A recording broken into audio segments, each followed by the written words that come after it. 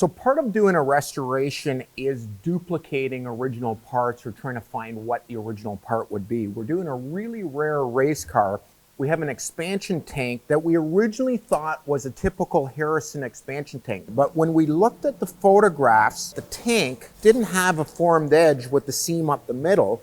The tank was solid with just ends welded on.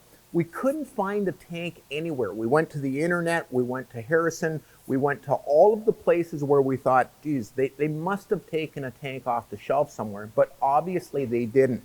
So literally, we went about hand making the tank to the photographs. We came up with that we needed roughly a 5.5-inch tank, so we had to form the tank out of a flat sheet of metal. We literally rolled a flat sheet of metal and did the first weld down the seam. Once we have the round tube made, now we're going to use a bead roller to chamfer down the ends of both sides. It'll do multiple things. One, it'll turn a nice clean edge, and secondly, it'll make the tube a little bit more rigid. So for both ends, we're going to have to wheel out a couple little domes. We're going to start out with the center point of the dome. We'll use a square sheet so we can handle it easier than cutting the round edges now. And it doesn't have to have a huge dome, it just has to match the original photograph. Once we've cut it to shape, we can keep rolling the edges until we're happy with the overall dimensions.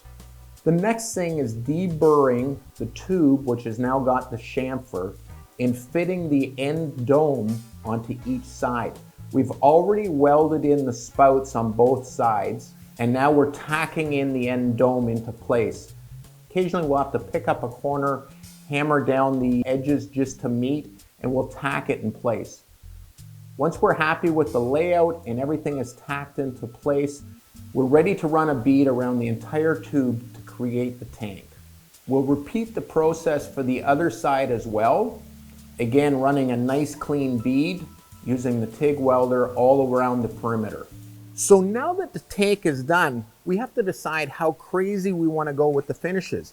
We go back to our original photograph and you can clearly see the outline of the weld. We could keep filing this and make this weld totally disappear, but it wouldn't be correct to this car.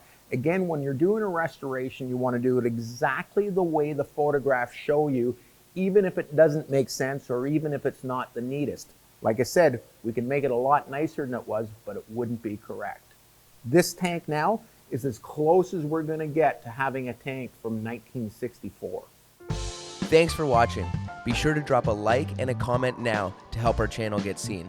Hit subscribe and check out our other videos for more legendary motor car.